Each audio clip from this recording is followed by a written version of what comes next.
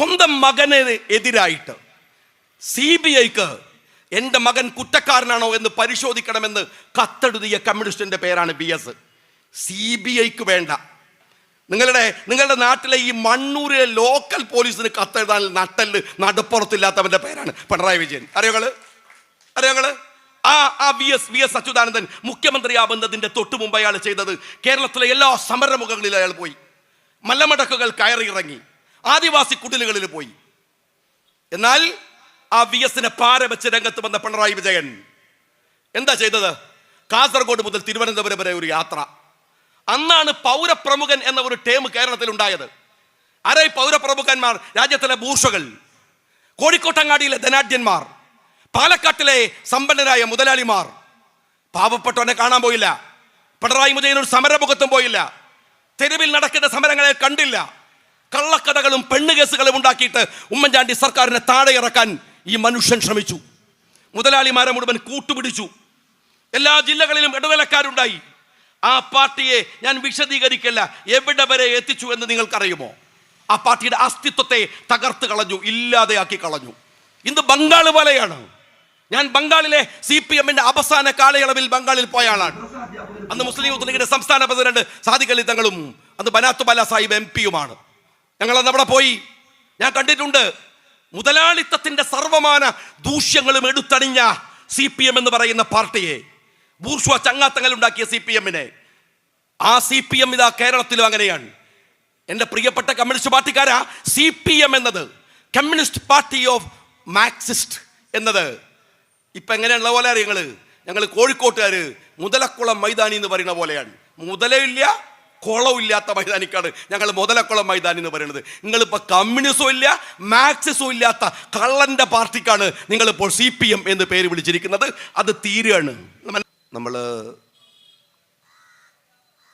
രാജ്യത്തെ കോർപ്പറേറ്റുകൾക്കോ രാജ്യത്തെ ഒറ്റുകൊടുക്കുന്നവർക്കോ ഈ രാജ്യത്തിനെതിരായി പ്രവർത്തിക്കുന്നവർക്കോ നിഗൂഢവും വ്യക്തതയില്ലാത്തതുമായ ലക്ഷ്യങ്ങൾ ഉണ്ടാവുക എന്നത് സ്വാഭാവികമാണ്. പക്ഷേ രാജ്യം ഭരിക്കുന്ന ഭരണകൂടം തന്നെ ഒളിയ അജണ്ടകൾ വെച്ച് പൗരന്മാരെ കൈകാര്യം ചെയ്യുന്ന നിർഭാഗ്യവാന്മാരായിട്ടുള്ള പൗരസമൂഹമാണ് വർത്തമാനകാല ഇന്ത്യയിലുള്ളത് എന്നത് ഒരു വലിയ പ്രശ്നമാണ്. എന്തെന്നാൽ SIRനെ കുറിച്ച് വരുന്ന വാർത്തകൾ നമ്മളെ ഞെട്ടിക്കുന്നതാണ്.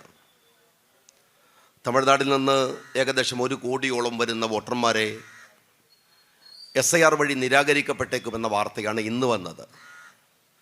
ബംഗാളിൽ കടുത്ത പ്രശ്നങ്ങളാണ്. ബീഹാറിൻ്റെ തോൽവിയുമായി ബന്ധപ്പെട്ട നിരീക്ഷണങ്ങൾ, ചർച്ചകൾ നടന്നുകൊണ്ടിരിക്കുകയാണ്. മറുഭാഗത്ത് ഇന്ത്യയുടെ പ്രധാനമന്ത്രി തന്നെ കള്ളവോട്ടിൻ്റെ പിൻബലത്തിൽ അധികാരത്തിൽ ജയിച്ചു വന്നതാണെന്ന കൃത്യമായ നിരീക്ഷണങ്ങൾ സകലമാന ബഹുമാനത്തോടെയും ഇന്ത്യയുടെ പ്രതിപക്ഷ നേതാവ് രാഹുൽ ഗാന്ധി തെളിയിക്കുകയും ചെയ്തതാണ്. പക്ഷേ ഇത് കേരളമാണ്. കടുത്ത ജാഗ്രതക്ക് ഇവിടെ രാഷ്ട്രീയ പാർട്ടികളുണ്ട്. അത് ഇടതുപക്ഷമാകാം, UDF ആകാം, ആരായിരുന്നാലും പ്രബുദ്ധമായ ഒരു സ്റ്റേറ്റാണ് കേരളം. അതുകൊണ്ട് തന്നെ ആ ജാഗ്രതയെ കൈവിടാതെ നിങ്ങൾ ഇരിക്കേണ്ട ഒരു സമയമാണിത്. രാഹുൽ ഗാന്ധി വോട്ട് ചോരിയുടെ രാഷ്ട്രീയം ഇന്ത്യയോട് പറഞ്ഞപ്പോൾ അദ്ദേഹത്തിൻ്റെ അവസാനത്തെ പ്രസൻറ്റേഷൻ ഉണ്ട്. ഞാനത് കണ്ടു. നമ്മുടെ കുട്ടികളൊക്കെ അത് സ്റ്റാറ്റസ് വെച്ചിട്ടുണ്ട്. സ്റ്റാറ്റസ് വെച്ചാൽ ഉത്തരവാദിത്തം തീരുമെന്ന് നിങ്ങൾ വിചാരിക്കരുത്. നിങ്ങളോട് രാഹുൽ ഗാന്ധിയോട് ഇഷ്ടമുണ്ടെങ്കിൽ, രാഹുൽ ഗാന്ധി പറഞ്ഞതിൽ നേരുണ്ടെങ്കിൽ, ആ രാഷ്ട്രീയത്തെ നിങ്ങൾ പിന്തുണക്കുന്നുണ്ടെങ്കിൽ അത് നിങ്ങൾ പ്രയോഗവൽക്കരിക്കേണ്ടത് നിങ്ങളുടെ ഈ പഞ്ചായത്തിലാണ്, ഈ പഞ്ചായത്തിലെ വാർഡുകളിലാണ്. മണ്ണൂരിൻ്റെ ഗ്രാമപ്രദേശങ്ങളിൽ ആരെങ്കിലും ഒരാൾ വോട്ടർ പട്ടികയിൽ നിന്ന് വിട്ടുപോയാൽ നിങ്ങൾ രാഹുൽ നയിക്കുന്ന രാഷ്ട്രീയത്തിന് വിരുദ്ധമായ സമീപനമെടുക്കുന്നവരാണ്. ഏതെങ്കിലും കള്ളത്തരത്തിൽ ഒരാൾ നിങ്ങളുടെ വാർഡിൽ ചേർന്നിട്ടുണ്ടെങ്കിൽ അത് ഡിസ്ക്ലോസ് ചെയ്യേണ്ടത്, ആ സമയത്തത് തടുക്കേണ്ടത്, പറയേണ്ടത് നിങ്ങളുടെ ബാധ്യതയാണ്. അവനവൻ്റെ വീടിൽ നിന്ന്, പരിസരത്തു നിന്നാണ് രാഹുലിന് പിന്തുണ പ്രഖ്യാപിക്കേണ്ടത്. രണ്ടാമത്തെ കാര്യം, നിങ്ങൾ ഈ തെരഞ്ഞെടുപ്പിൽ വോട്ട് ചെയ്യുക എന്നത് നിങ്ങളുടെ ആവശ്യമാണെന്നിടത്ത് നിങ്ങൾ കാണണം. ഞാൻ വോട്ട് ചോദിക്കാനാണ് ഇവിടെ നിൽക്കുന്നത് UDFൻ്റെ സ്ഥാനാർത്ഥികൾക്ക്. പക്ഷെ ഞാൻ UDFകാരോടല്ല പറയുന്നത്, എല്ലാവരോടും. ഇത് ഏതെങ്കിലും ഒരു സ്ഥാനാർത്ഥിയെ ജയിപ്പിക്കാനുള്ള വോട്ടല്ല, ഏതെങ്കിലും ഒരു സ്ഥാനാർത്ഥിയെ തോൽപ്പിക്കാനുമുള്ള വോട്ടല്ല, നിങ്ങൾ തോൽക്കാതിരിക്കാനുള്ള വോട്ടാണ്. എന്തുകൊണ്ടാണ് ഇത് പറയുന്നത് എന്ന് നിങ്ങൾക്കറിയുമോ? നിങ്ങളുടെ വോട്ടിനെ പൗരത്വവുമായി ബന്ധപ്പെട്ട ഒരു പ്രശ്നമായി ഇന്ത്യയുടെ കോടതികൾ കാണുകയാണ്. ഇന്ത്യയുടെ കോടതികൾ ആ നിരീക്ഷണത്തിലേക്ക് എത്തുകയാണ്. കേവലം ഒരു ജയത്തിൻ്റെയും പരാജയത്തിൻ്റെയും പ്രശ്നമല്ല. ഇപ്പോൾ ആസാം നിങ്ങൾക്കറിയാം, ഒരു മോഡൽ സ്റ്റേറ്റ് ആസാമാണ്. NRCയുടെ പൗരത്വ പ്രശ്നങ്ങളുടെ ഒരു മോഡൽ സ്റ്റേറ്റായിട്ട് ഇന്ത്യയിലെ ഫാഷിസ്റ്റ് ഭരണകൂടം പരീക്ഷിക്കുന്നത് ആസാമിനെയാണ്. ആസാമിനെ പരീക്ഷിക്കുമ്പോൾ നിങ്ങളൊക്കെ മനസ്സിലാക്കേണ്ട ഒരു കാര്യമുണ്ട്. കേരളത്തിൻ്റെ സമാനമായ ജനസംഖ്യാനുപാതിക ക്രമമുള്ള ഒരു സ്റ്റേറ്റാണ് ആസാം. അവിടെ മൈനോറിറ്റി മെജോറിറ്റിയാണ്. മൈനോറിറ്റി മെജോറിറ്റിയായ സ്റ്റേറ്റാണ് കേരളമെങ്കിൽ സമാനമായ പെർസെൻറ്റേജാണ് ആസാമിലുമുള്ളത്. ആ ആസാമിലാണ് പൗരത്വ പരീക്ഷണം നടക്കുന്നത്. അവിടെ FT ഉണ്ട്. FT എന്ന് പറഞ്ഞാൽ ഫോറിൻ ട്രിബ്യൂണലാണ്. ഈ ഫോറിൻ ട്രിബ്യൂണലിൻ്റെ മുമ്പിൽ വരുന്ന പ്രശ്നങ്ങളിൽ 2 തരത്തിലാണ് NRCയുടെ വിഷയത്തിലും പൗരത്വ വിഷയത്തിലും അവർ സമീപനം സ്വീകരിക്കുന്നത്. അതിലേറ്റവും പ്രധാനപ്പെട്ടത്, നിങ്ങൾ വോട്ട് ചെയ്താൽ നിങ്ങൾക്കത് തെളിയിക്കാൻ പറ്റിയാൽ, നിങ്ങളുടെ മുൻഗാമികൾ വോട്ട് ചെയ്താൽ നിങ്ങൾക്കത് തെളിയിക്കാൻ പറ്റിയാൽ, പൗരത്വ രേഖകളിലെ സുപ്രധാനമായ രേഖയാണെന്ന് കോടതി പറയുന്നു. ഞാൻ 2 ഉദാഹരണങ്ങൾ, ഇതൊരു നിയത്ത് പോലെ ഞാൻ പറയണമെന്ന് വിചാരിക്കുന്ന ഒരു കാര്യമാണ്. 2 ഉദാഹരണങ്ങൾ പറയാം. ഒന്ന് മൗസുനി ഖാത്തൂൻ കേസാണ്. മൗസുനി ഖാത്തൂൻ എന്ന് പറയുന്ന ഹിന്ദു സ്ത്രീയുടെ പൗരത്വം നിഷേധിക്കപ്പെട്ടു. അത് ബാർപേട്ട FTയിലെ 2019-2020 എന്നാണ് കേസിൻ്റെ നമ്പർ. നിങ്ങൾക്ക് ഗൂഗിളിൽ സെർച്ച് ചെയ്താൽ നിങ്ങൾക്ക് കിട്ടും. അതിനകത്ത് മൗസുനി ഖാത്തൂണിൻ്റെ പൗരത്വം നിഷേധിക്കപ്പെട്ടപ്പോൾ അവരൊരു മുസ്ലിം സ്ത്രീയാണ്. അവർ കോടതിയിൽ ഹാജരാക്കിയത് 966 വോട്ടർ പട്ടികയാണ്. അതിൽ എൻ്റെ പ്രപിതാക്കളുടെ വോട്ടുണ്ടായിരുന്നു. രണ്ടാമത് ID കാർഡ് കാണിച്ചു. മൂന്നാമത് 950 എൻ്റെ കുടുംബം, എൻ്റെ പിതാക്കന്മാർ വോട്ട് ചെയ്തിട്ടുണ്ട് എന്ന തെളിവും കൊടുത്തു. എന്നാൽ നിങ്ങൾ മനസ്സിലാക്കേണ്ടത്, ബാർപേട്ട FT ഇവർ വിദേശിയാണെന്ന് പ്രഖ്യാപിച്ചു. ഇതിലെ സുപ്രധാനമായ കാര്യം ഗുവാഹത്തി ഹൈക്കോടതിയുടെ കഴിഞ്ഞ മാസത്തെ വിധിയാണ്. ആ വിധിക്കകത്ത് ഗുവാഹത്തി കോടതി പറഞ്ഞത് താമസരേഖ പൗരത്വ രേഖയാണ്. ഇത് കോടതിയുടെ നിരീക്ഷണമാണ്. ഇനി അതാണ് വരാൻ പോകുന്നത്. ഇനി അതാണ് തീരുമാനമാകാൻ പോകുന്നത്. നിങ്ങളുടെ വോട്ട് ഒരു സ്ഥാനാർത്ഥിയെ ജയിപ്പിക്കാനും തോൽപ്പിക്കാനുമല്ല, പിറന്ന മണ്ണിൽ ജീവിക്കാനുള്ള നിങ്ങളുടെ പൗരത്വത്തിൻ്റെ അടയാളം കൂടിയാണ്. രണ്ടാമത്തെ കേസ് രൂപാലിദാസ് കേസാണ്. രൂപാലിദാസ് കേസ് സോണിത്പൂരിലെ 2018 നമ്പറിൽ FTയിൽ വന്നതാണ്. ഇതും ഇതിന് സമാനമായ ഒരു ഹിന്ദു സ്ത്രീയുടെ ഹിസ്റ്ററിയാണ്. അവർ പറയുന്നുണ്ട് 965 എൻ്റെ പിതാക്കൾ വോട്ട് ചെയ്തിട്ടുണ്ട്, എൻ്റെ മാതാവ്, എൻ്റെ മുത്തച്ഛൻ വോട്ട് ചെയ്തിട്ടുണ്ട്, എൻ്റെ മുത്തശ്ശി വോട്ട് ചെയ്തിട്ടുണ്ട്, 67 വോട്ട് ചെയ്തിട്ടുണ്ട് എന്ന് വെച്ചാൽ അവസാന കോടതി അവർക്ക് പൗരത്വം കൊടുക്കുന്നുണ്ട്. ഞാൻ പറയുന്ന വിഷയം, 971 മുമ്പ് നിങ്ങളോ നിങ്ങളുടെ കുടുംബത്തിലെ ഏതെങ്കിലും ഒരു അംഗമോ വോട്ട് ചെയ്തു എന്ന് പറയുന്നത് നിങ്ങളുടെ പൗരത്വം നിർണയിക്കുന്നതിന് തെളിവാണെന്ന് കോടതി പറഞ്ഞ കേസുകൾ 1 അല്ല 100 അല്ല പലതാണ്. നിങ്ങൾ ഈ ചെയ്യുന്ന വോട്ടുകൾ ഒരു അടയാളപ്പെടുത്തലാണ്. നാളെ നിങ്ങളുടെ മക്കൾക്കോ നിങ്ങളുടെ പേരക്കുട്ടികൾക്കോ ഈ രാജ്യത്ത് ജീവിക്കാനുള്ള അവകാശവുമായി ബന്ധപ്പെട്ട വിഷയമാണ്. ഇത് ഗൗരവത്തോടെ കാണണമെന്നാണ് ഒരു തെരഞ്ഞെടുപ്പ് രാഷ്ട്രീയത്തിലെ മറ്റു രാഷ്ട്രീയങ്ങളിലേക്ക് പോകുന്നതിന് മുമ്പ് ഈ പൗരസമൂഹത്തോട്. നമുക്കൊരു ചുമരുണ്ടെങ്കിലല്ലേ ചിത്രം വരക്കാൻ കഴിയൂ. നമ്മൾ ഈ രാജ്യം ഉണ്ടെങ്കിലല്ലേ, ഈ രാജ്യത്ത് നമ്മൾ നിൽക്കുന്നുണ്ടെങ്കിലല്ലേ ഈ പൊതുയോഗത്തിൻ്റെ സാങ്കത്യമുള്ളൂ, ഈ പഞ്ചായത്തിൻ്റെ സാങ്കത്യമുള്ളൂ, ഈ വർത്തമാനങ്ങളുടെ സാങ്കത്യമുള്ളൂ. അതുകൊണ്ട് ഗൗരവത്തോടെ ആർക്ക് വോട്ട് ചെയ്യണം എന്നതിനേക്കാൾ പ്രധാനമായി പോളിംഗ് ബൂത്തിലെത്തി വോട്ട് രേഖപ്പെടുത്തേണ്ടത് നിങ്ങളുടെ വീട്ടിലെ കൊച്ചുമക്കൾ മുതൽ മുത്തശ്ശന്മാരും മുത്തശ്ശിമാരും വരെയുള്ളവരുടെ ബാധ്യതയാണെന്ന് ഞാൻ നിങ്ങളോട് സാന്ദർഭികമായി ഓർമ്മപ്പെടുത്തുകയാണ്. നമ്മുടെ നാട്ടിൽ ഇത് വോട്ട് ചെയ്യുന്നത് പഞ്ചായത്ത് തെരഞ്ഞെടുപ്പിലാണ്. ചെയ്യേണ്ടത്. ഈ പഞ്ചായത്ത് തെരഞ്ഞെടുപ്പുകൾ കേരളത്തിൽ, ഇന്ത്യയിൽ ഇത്രമേൽ സുപ്രധാനമായതിനൊരു കാരണമുണ്ട്. അത് നമ്മുടെ മഹാനായ രാഷ്ട്രപിതാവിൻ്റെ സ്വപ്നമാണ്. ഗാന്ധിജിക്ക് ഈ നാട്ടിലെ എല്ലാ പ്രശ്നങ്ങളോടും ഒരു വീക്ഷണ രീതി ഉണ്ടായിരുന്നു. 47 ഓഗസ്റ്റ് 14 അർദ്ധരാത്രിയിൽ പണ്ഡിറ്റ് ജവഹർലാൽ നെഹ്റു ഉണ്ടായിരുന്നത് ഗാന്ധിജിയുടെ സബർമതി ആശ്രമത്തിലാണ്. നമ്മുടെ ഒരുപാട് ജീവരക്തം കൊടുത്ത് നേടിയ ഈ നാടിൻ്റെ സ്വാതന്ത്ര്യം നാളെ വരികയാണ്. ഒരു വലിയ രാജ്യമാണ്. എങ്ങനെയാണ് നമ്മൾ നയിക്കേണ്ടത് എന്ന് നെഹ്റു ഗാന്ധിജിയോട് ചോദിക്കുന്നുണ്ട്. ഗാന്ധിജി കൃത്യമായ അഭിപ്രായങ്ങൾ പ്രകടിപ്പിക്കുന്നുണ്ട്.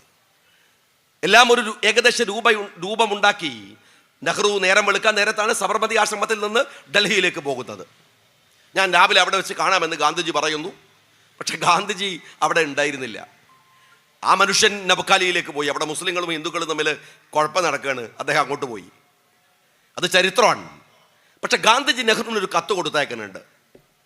ആ കത്തിൽ പറയുന്നുണ്ട്, വിദ്യാഭ്യാസത്തെക്കുറിച്ച് പറയുന്നുണ്ട്. അതിങ്ങനെ അക്ഷരങ്ങൾ പഠിച്ചാൽ മാത്രം പോരാ, മക്കൾക്ക് മൗലികത കൂടി പഠിപ്പിച്ചു കൊടുക്കണം. നിങ്ങൾ ഈ രാജ്യം വികസിക്കാൻ വ്യവസായികൾ വന്നാൽ പോരാ, ഗ്രാമങ്ങളിൽ നന്മകൾ ഉണ്ടാകണം.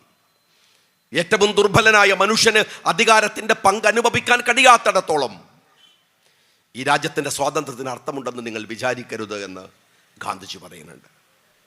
ഗാന്ധിജിയുടെ സ്വപ്നമായിരുന്നു ഗ്രാമസ്വരാജ്, ഗ്രാമങ്ങൾക്ക് അധികാരം ലഭിക്കുക എന്ന് പറയുന്നത്. ആ സ്വപ്നങ്ങളെ സാക്ഷാത്കരിക്കാനാണ് രാജീവ് ഗാന്ധി 84 പഞ്ചായത്തി രാജ് ബില്ല് കൊണ്ടുവരുന്നത്. രാജ്യസഭയിൽ നമ്മുടെ സഖാക്കന്മാർ, വലിയ വിപ്ലവകാരികൾ അത് തോൽപ്പിച്ചു കളഞ്ഞു. പക്ഷെ പിന്നീട് കോൺഗ്രസിൻ്റെ ഗവൺമെൻറ് തന്നെ ഈ പഞ്ചായത്ത് രാജ് ബില്ല് വരുന്നു. ഇതിന് കേരളത്തിലൊരു വെർഷനുണ്ട്. എന്താണത്? നിങ്ങൾക്ക് നിഷേധിക്കാനാവാത്ത ചരിത്രം കേരളത്തിലുണ്ട്. കേരളത്തിൻ്റെ നിയമസഭയുടെ ചരിത്രത്തിലെ ഏറ്റവും ദൈർഘ്യമേറിയ നിയമസഭാ സമ്മേളനം ആരാണ് നയിച്ചത് എന്നറിയുമോ? UDFിൻ്റെ മന്ത്രിയായ CT അഹമ്മദ് അലി എന്ന ദുർബലനായ, സാത്വികനായ, നിങ്ങൾ കണ്ടാൽ മെലിഞ്ഞ് ദുർബലത ഫീൽ ചെയ്യുന്ന, എന്നാൽ തൻ്റെ അകക്കാമ്പ് കൊണ്ട് ശക്തനായ, സാത്വിക ഭാവത്തിൽ അന്നും ഇന്നും ജീവിക്കുന്ന CT അഹമ്മദ് അലി സാഹിബാണ്.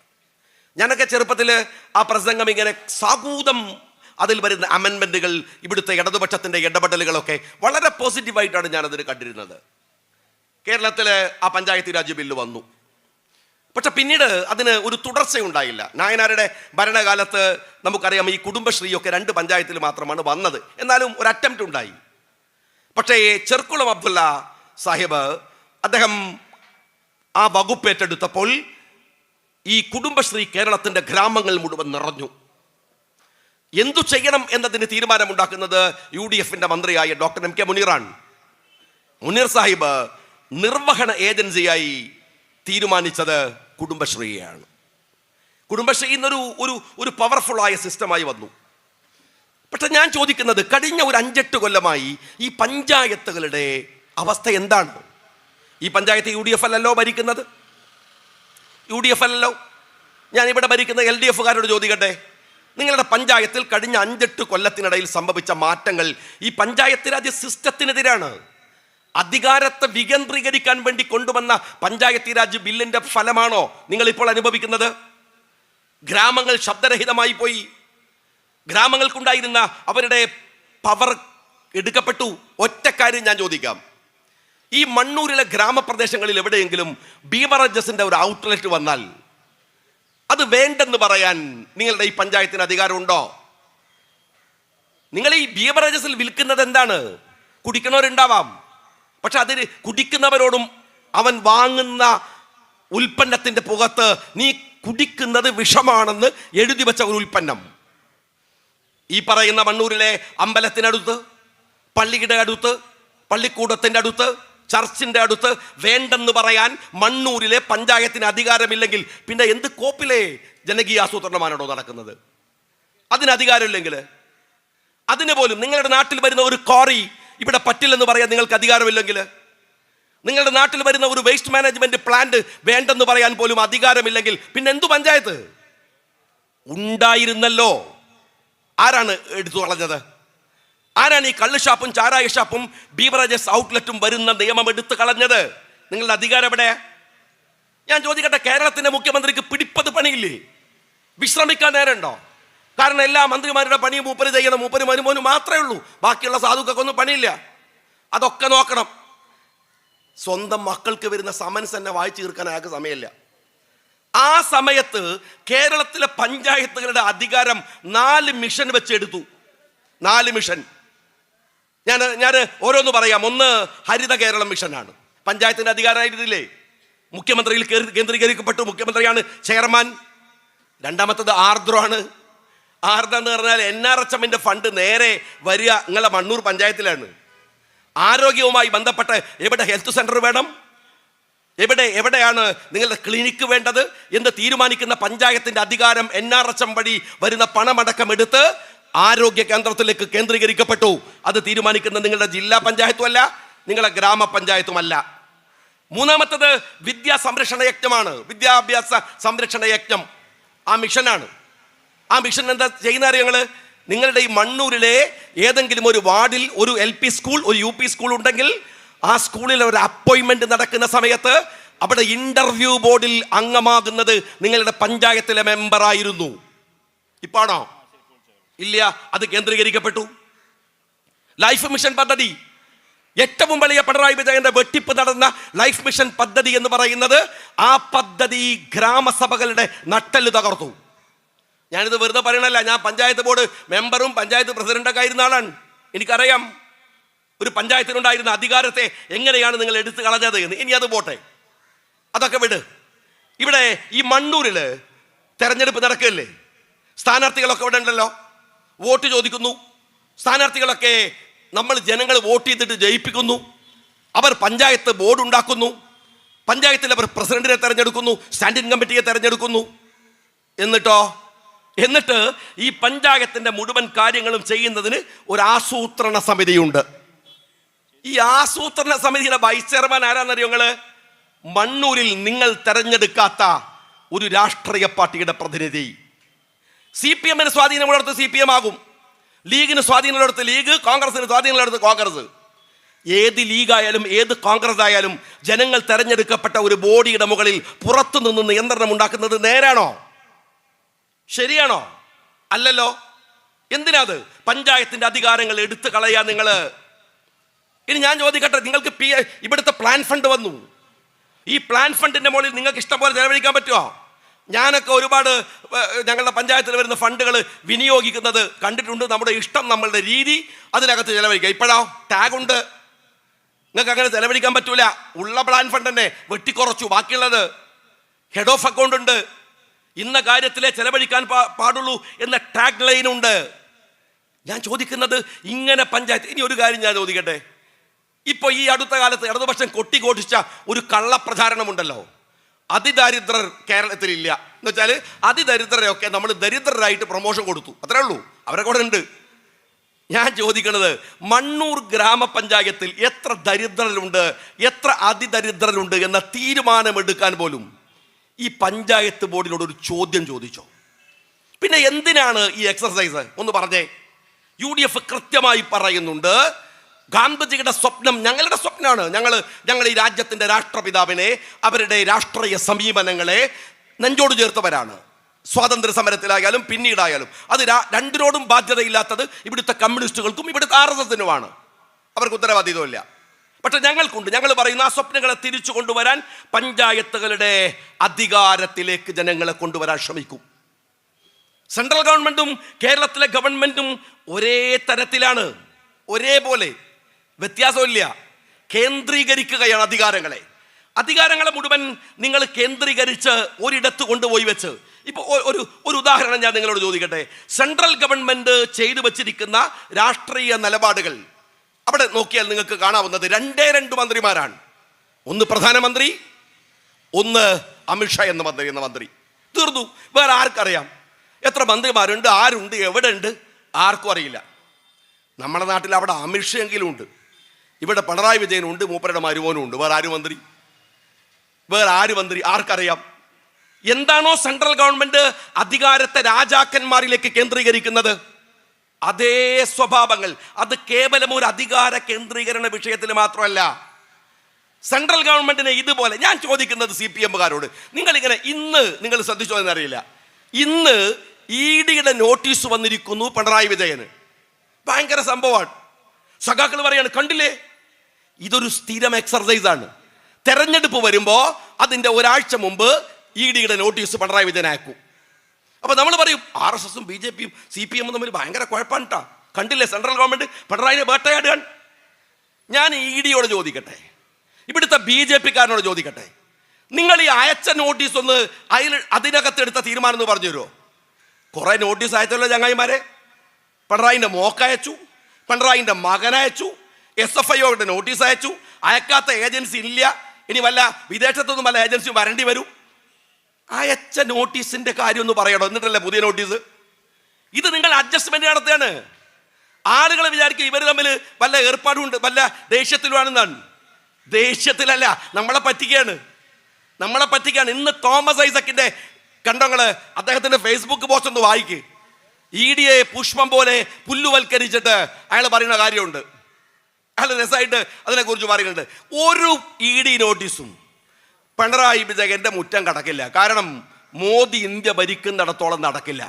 മോദിയുടെ ലക്ഷ്യം ഇവിടെ RSSന്റെ സ്ഥാപനവൽക്കരണമാണെങ്കിൽ കേരളത്തിൽ ഒരു കാര്യം ഞാൻ പറയട്ടെ, ഇവിടുത്തെ UDF, ഇവിടുത്തെ LDF കള്ളത്തരം കളിക്കാതെ RSSന് ഒരു പഞ്ചായത്ത് ഭരിക്കാൻ പോലും കേരളത്തിൽ കഴിയില്ല എന്ന് എല്ലാവർക്കും ഉറപ്പാണ്.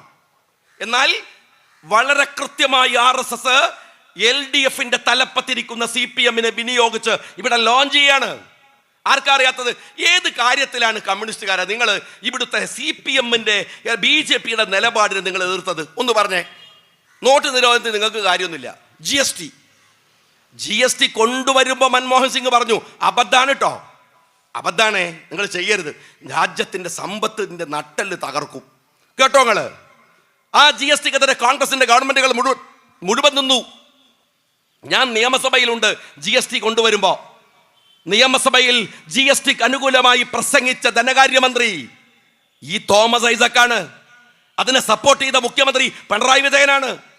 നിങ്ങൾക്ക് മനസ്സിലാവണോ? 10 കൊല്ലം കഴിഞ്ഞിട്ട് ഈ GST അബദ്ധമാണ് എന്ന് രാജ്യത്തിന്റെ സമ്പത്തിന്റെ നട്ടെല്ല് തകർന്നപ്പോ നരേന്ദ്രമോദിക്ക് ബോധ്യായി. GST പിൻവലിച്ചു. അത് പിൻവലിച്ചപ്പോ കേരളത്തിലെ തോമസ് ഐസക്ക് പറയാണ് അത് ശരിയായില്ല. രാജാവിനേക്കാൾ വലിയ രാജഭക്തി.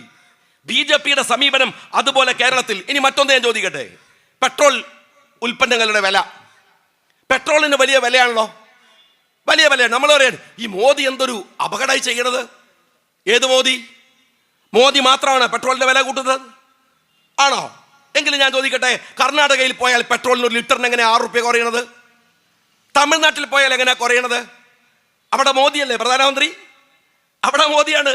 പക്ഷെ എന്താണെന്നറിയോ, മോദി വില കൂട്ടുമ്പോൾ വിലയെ സ്റ്റേറ്റിന്റെ കെൽപ്പ് കൊണ്ട് തടുക്കാൻ അവർക്കാവുന്നുണ്ട്. നിങ്ങൾ അറിയോ സഹോദരന്മാരെ, ഇന്ന് നിങ്ങൾ ഗൂഗിളിൽ എടുത്ത് നോക്ക്, ലോകത്ത് ഇന്ന് പെട്രോളിയം ഉൽപ്പന്നങ്ങളുടെ ക്രൂഡ് ഓയിലിന്റെ വില ബാരലിന് $56. എന്നാൽ നിങ്ങൾ ഇന്ന് പെട്രോൾ ബങ്കിൽ കൊടുക്കുന്ന പൈസ ബാരലിന് $120 ഉള്ള സമയത്തെ വിലയാണ്. എന്നിട്ട് നിങ്ങൾ അറിയോ, ഈ വില കൂട്ടുമ്പോ മോദി ഒറ്റയ്ക്ക് കൂട്ടുകയാണെങ്കിൽ കേരളം അതിന്റെ കൂടെ നിൽക്കാൻ പാടില്ലല്ലോ. എന്റെ CPM-കാരാ, നിന്റെ പിണറായി വിജയൻ എന്തിനാണ് മോദി കൂട്ടുമ്പോ അയാളും കൂട്ടുന്നത്? എന്താ കർണാടക കൂട്ടാത്തത്? എന്താ മറ്റു സ്റ്റേറ്റുകൾ BJP വിരുദ്ധ സ്റ്റേറ്റുകൾ കൂട്ടാത്തത്? എന്താ ബംഗാളിൽ വില കൂടാത്തത്? സ്റ്റേറ്റിന്റെ പ്രതിരോധമുണ്ട്, നിങ്ങളുടെ പ്രതിരോധം ഇല്ല. ഇനി മറ്റൊന്ന് ഞാൻ ചോദിക്കട്ടെ, ഇനി ലോകത്തെവിടെയും ഇല്ലാത്ത വില കൊടുത്തിട്ട് നിങ്ങൾ പെട്രോൾ അടിക്കുകയാണ്. ഇത് നിങ്ങൾ മനസ്സിലാക്കണം. അതുകൊണ്ട് ഞാൻ പറയാണ്, നിങ്ങൾ അടിക്കുന്ന പെട്രോളിൽ, ഞാനും നിങ്ങളും അടിക്കുന്ന പെട്രോളിൽ എത്തനോൾ കലർത്തിയ പെട്രോളാണ്. എത്തനോൾ കലർത്തിയ പെട്രോള് മറ്റ് സ്ഥലങ്ങളിൽ 11% കലർത്തുന്നത് 25% വരെ. ഇവിടെ നിങ്ങൾ മോട്ടോർ ബൈക്കുകൾ കുറേ ഉണ്ടല്ലോ, അവിടെ ഒന്ന് പോയിട്ട് ഷോറൂം ചോദിക്ക്, എത്തനോൾ കലർത്തിയ പെട്രോൾ അടിച്ചാൽ വണ്ടിയുടെ എഞ്ചിന് ഗുണം ഉണ്ടാവോ ദോഷം ഉണ്ടാവോ? എഞ്ചിൻ ഗ്യാരണ്ടി തരില്ല ഷോറൂം തരില്ല. ബജാജിന്റെ പുതിയ സ്കൂട്ടർ ഇറങ്ങുന്നുണ്ട്, എത്തനോൾ ഉള്ള പെട്രോൾ കുഴപ്പമില്ല എന്ന് വെച്ചാൽ ഇതുവരെ ഇറങ്ങിയില്ല എന്നർത്ഥം. എത്തനോൾ പെട്രോൾ, ആ പെട്രോൾ പോലും കള്ളത്തരം. ആരാണെന്നറിയോ? പിണറായി വിജയന്റെയും നരേന്ദ്രമോദിയുടെയും ആത്മസുഹൃത്ത് നിതിൻ ഗഡ്കരിയുടെ മകൻ. നിതിൻ ഗഡ്കരിയുടെ മകനാണ് ഈ പെട്രോളിയം ഉൽപ്പന്നങ്ങളിൽ എത്തനോൾ കലർത്തി 10,000 കോടിയുടെ പണം ഉണ്ടാക്കുന്നത്. എന്തെല്ലാം ഞാൻ വിശദീകരിച്ച് പറയണില്ല. വോട്ട് ചോരി നമ്മൾ പറയണേ, രാഹുൽ ഗാന്ധി അതിശയകരമായ തെളിവുകൾ കൊണ്ടുവന്നു വോട്ട് ചോരിയെ കുറിച്ച്. പട്ടികയിലില്ലാത്തവർ വോട്ട് ചെയ്യുന്നു, മരിച്ചവർ വന്നിട്ട് വോട്ട് ചെയ്യുന്നു. ഈ കഥകളൊക്കെ ഇങ്ങനെ പറയുമ്പോൾ സാദിഖ് അലി തങ്ങൾ അന്ന് ആ പരിപാടിയിൽ ഡൽഹിയിലുണ്ട്, എല്ലാവരും ഉണ്ട് ഇന്ത്യ മുന്നണിയുടെ. സാദിഖ് അലി തങ്ങളെ ഞാൻ നോക്കിയപ്പോൾ അതിശയത്തോടെ മൂപ്പരിങ്ങനെ ഇരുന്നിട്ട് രാഹുൽ ഗാന്ധി പറയുന്നത് അദ്ദേഹത്തിൻ്റെ വായിലേക്ക് നോക്കി ഇങ്ങനെ നിൽക്കുകയാണ്. ഞാൻ അപ്പം നോക്കുമ്പോൾ MA ബേബിയോട് അടുത്തുണ്ട്. ഞാൻ അദ്ദേഹത്തെ നോക്കി. MA ബേബി സലീം കുമാർ പറഞ്ഞത് ഇതൊക്കെ നമ്മൾ എത്ര കണ്ടാന്നുള്ള ആൾക്ക് നിൽക്കുകയാണ്. കാര്യം എന്താ, ഞങ്ങൾ ഈ BJP എന്ന് പറയുന്ന RSS എന്ന് പറയുന്നവർ ഈ വോട്ട് ചോരി ആരംഭിക്കുന്നതിൻ്റെ വർഷങ്ങൾക്ക് മുമ്പ് കേരളത്തിൽ തുടങ്ങി വെച്ച പ്രസ്ഥാനത്തിൻ്റെ പേര് CPM എന്നാണ്. ഇവർ ഈ കള്ളക്കളി ഒരുപാട് കാലമായിട്ട് ഇവിടെ ചെയ്യൺ. കള്ള വോട്ട് ചെയ്യൽ, മരിച്ചുപോയാൽ വന്ന് വോട്ട് ചെയ്യൽ, രാജ്യത്തില്ലാത്തവർ വോട്ട് ചെയ്യൽ. ഞാൻ ചോദിക്കുന്നത് BJPയുടെ വോട്ട് ചോരിയുടെ അതേ പകർപ്പുള്ളവരാ നിങ്ങൾ? ഇനി മറ്റൊന്ന് ഞാൻ ചോദിക്കട്ടെ. ഇന്നലെ ഉണ്ടായത്, ഈ ആഴ്ചയിൽ ഉണ്ടായ ഒരു സംഭവം നിങ്ങൾ അറിയോ? എന്താ സംഭവം എന്ന് വെച്ചാൽ, അരുണാചൽ പ്രദേശിലുള്ള ഒരു സ്ത്രീ, അവർ താമസിക്കുന്നത് ജോലി ചെയ്യുന്നത് UK-യിലാണ്. അവർക്ക് ജപ്പാനിലേക്ക് പോകണം. അവർ UK-യിൽ നിന്ന് ചൈന വഴി ജപ്പാനിലേക്ക് പോകാൻ ടിക്കറ്റ് എടുത്തു. ചൈന എയർപോർട്ടിൽ ഇറങ്ങിയപ്പോൾ എമിഗ്രേഷൻ പിടിച്ചു വെച്ചു. അന്താരാഷ്ട്ര തലത്തിൽ വലിയ ന്യൂസായതാണ്. എമിഗ്രേഷൻ പിടിച്ചു വെച്ചു. എമിഗ്രേഷൻ ചോദിച്ചു, നിങ്ങൾ എവിടുന്നാണ് വരുന്നത്? അരുണാചൽ പ്രദേശിൽ നിന്ന്. പിന്നെ നിങ്ങളുടെ കയ്യിൽ എങ്ങനെ ഇന്ത്യൻ്റെ പാസ്പോർട്ട്? അവർ പറഞ്ഞു അരുണാചൽ പ്രദേശ് ഇന്ത്യയുടെ ഭാഗമാണ്. അപ്പോൾ എമിഗ്രേഷൻ പറയാണ്, അരുണാചൽ പ്രദേശ് ചൈനൻ്റെ ഭാഗമാണ്, നിങ്ങൾക്ക് എങ്ങനെ ഈ പാസ്പോർട്ട് കിട്ടി? നിങ്ങൾ ചൈനക്കാരിയാണ്. 2.5 ദിവസം ആ സ്ത്രീ ചൈന എയർപോർട്ടിൽ കുടുങ്ങിക്കിടന്നു. സഖാവേ, നിനക്കറിയോ, ഇവിടുത്തെ BJP-കാരനറിയോ, അരുണാചൽ പ്രദേശിന്റെ ഭൂവിസ്തൃതിയിൽ കേരളത്തിന്റെ ഭൂവിസ്തൃതിയേക്കാൾ വലിയ ഒരു പ്രദേശം ചൈനയുടെ കയ്യിലാണ്. ഇപ്പോഴും ഞാനിപ്പോൾ പ്രസംഗിക്കുമ്പോഴും, ഇത് കഴിഞ്ഞ ആഴ്ചയിലെ സംഭവമാണ്. രസമുള്ള കാര്യമുണ്ട്. എന്താ ഞങ്ങൾ അരുണാചൽ പ്രദേശിലെ BJP-കാരൻ്റെ സ്റ്റേറ്റ്മെന്റ് ഉണ്ട്, ഞങ്ങൾ ചൈനൻ്റെ കൂടെ നിൽക്കുകയാണ്. കാരണം ഓൾക്ക് തിന്നാൻ കിട്ടിയാൽ അപ്പുറത്ത് പോകുമല്ലോ. അവർ പറയാം ഞങ്ങൾ ചൈനൻ്റെ കൂടെയാണ്. നിങ്ങൾ മനസ്സിലാക്കണം, ഈ സ്ത്രീ 2.5 ദിവസം നിന്നത് ഇവർക്ക് എങ്ങനെ ഇന്ത്യയുടെ ജനിച്ചു വീണ ഒരു സ്ത്രീ ആ പ്രദേശം ചൈന കൈയടക്കി വെച്ചിരിക്കുകയാണ്. ഇപ്പോഴാ ലോകം അറിയണത്. മിണ്ടിയിട്ടില്ല ഈ നരേന്ദ്രമോദി, ഈ രാജ്യത്തിലെ BJP-കാരൻ. ഞാൻ വെറുതെ തെരഞ്ഞെടുപ്പിൽ ഫേക്ക് വർത്താനം പറഞ്ഞു പോവല്ല, റെക്കോർഡ് ചെയ്യുന്നുണ്ട്, കേസാവും. ഞാൻ ഈ പറയുന്നത് തെളിവ് വെച്ചാണ്. നിങ്ങൾ ഒന്ന് ഗ്രോക്കിനോട് ചോദിക്കുക, അതല്ലെങ്കിൽ ഗൂഗിൾ സെർച്ച് ചെയ്യൂ, അതിനകത്തുണ്ടാവും. ChatGPT-യിൽ നോക്ക്. ഞാൻ ചോദിക്കുന്നത് കമ്മ്യൂണിസ്റ്റുകളോടാണ്. ഈ രാജ്യത്തിന്റെ ഒരു വലിയ ഭൂവിസ്തൃതി ചൈന കൈപിടിച്ചൊതുക്കിയിട്ട് എന്താണോ സഖാബെ മിണ്ടാത്തത്? ചൈന നിങ്ങളെ വായിയാണ് അല്ലേ? നിങ്ങളെ കമ്മ്യൂണിസ്റ്റ് രാജ്യമാണ്. BJPയുടെ ധനകാര്യ വിദേശകാര്യ മന്ത്രി മെഞ്ഞാന്ന് പറയാണ്, അയ്യോ ചൈനയോട് അങ്ങനെ പറഞ്ഞുകൂടെ, അവരൊരു സാമ്പത്തിക ഭദ്രതയുള്ള ഒരു രാജ്യമാണ്.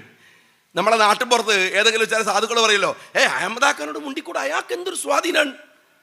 നാട്ടിൻപുറത്ത് നാട്ടുകാരൻ്റെ പേടി. ഇന്ത്യ എന്ന് പറയുന്ന ഉരുക്കു രാജ്യത്തിന് നെക്സനോട് പോയി പണി നോക്കുക എന്ന് പറഞ്ഞ ഇന്ദിരാഗാന്ധിയുടെ മണ്ണാണ് ഇന്ത്യ രാജ്യം എന്ന് പറയുന്നത്. പഠിക്കണം BJP-കാരാ, ചരിത്രം പഠിക്കുക. ആ രാജ്യമാണ് ഇന്ത്യ. ആ രാജ്യം പറയാണ്, ഇന്നലെ ഇന്ത്യയുടെ വിദേശകാര്യ മന്ത്രി പറയാൻ ചൈന ഒരു ഫിനാൻഷ്യലി സ്ട്രെങ്ത് ആയ കൺട്രി അല്ലേ. നമുക്കങ്ങനെ പറയാൻ പറ്റുമോ?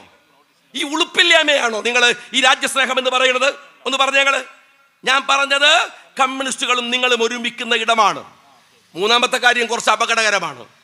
CPM-കാരാ, ഞാനത് പറയാൻ എൻ്റെ കയ്യിലൊരു നീണ്ട പട്ടികയുണ്ട്. വിശദീകരിക്കാൻ നോക്കിയാൽ അത് ഇസ്ലാമോഫോബിയയാണ്. സെൻട്രൽ ഗവൺമെന്റിന് ഇസ്ലാമോഫോബിയ ഒരു അജണ്ടയാണ്.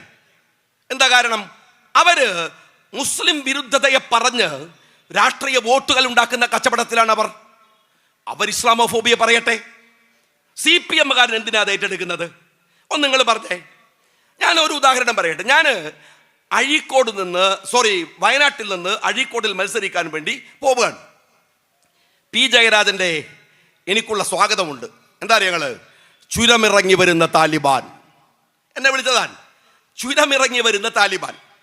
കഴിഞ്ഞ ആഴ്ചയിൽ മീഡിയ മണ്ണിലെ ഒരു ചർച്ചക്കിടയിൽ CPM-ന്റെ അഡ്വക്കേറ്റ് സുനിലോ CPM വക്താവാണ്. അയാൾ മീഡിയ വണ്ണിന്റെ അവതാരകന്റെ പേര് മുസ്ലിം ആയതുകൊണ്ട് അയാളോട് ചോദിക്കാൻ, നീ താലിബാനാണ്. സഖാവേ, ഞാൻ നിന്നോട് ചോദിക്കട്ടെ, ഈ താലിബാൻ എന്ന ടേം എങ്ങനെ ഉണ്ടായതാ? അമേരിക്ക അഫ്ഗാൻ ആക്രമിച്ചു. അമേരിക്ക ഉണ്ടാക്കി വെച്ച ഇസ്ലാമോഫോബിയുടെ ഭാഗമാണ് താലിബാൻ. എന്നിട്ട് അവസാനം അമേരിക്ക അഫ്ഗാന്റെ ഭരണം താലിബാന്റെ കയ്യിൽ ഏൽപ്പിച്ചു പോയി. അഫ്ഗാൻ ഭരിക്കുന്നത് താലിബാനാണ്. തീരുന്നില്ല BJP-ക്കാരാ. കഴിഞ്ഞ മാസം താലിബാന്റെ മന്ത്രി കേരളത്തിൽ ഇന്ത്യയിലേക്ക് വന്നു. താലിബാന്റെ മന്ത്രി, അതൊരു വരവാണ്. നിങ്ങൾ ആ സീനൊക്കെ ഉണ്ടെങ്കിൽ ഒന്ന് യൂട്യൂബിലെടുത്ത് കണ്ടു നോക്ക്, നല്ല രസമാണ്. ഇപ്പൊ ഞാൻ ഷാജി ലീഗിന്റെ ഭാരവാഹിയാണ്. ഇതാ മൗലവി സാഹിബ് ഉണ്ട്. മൗലവി സാഹിബ് ഇതൊക്കെയാണ്.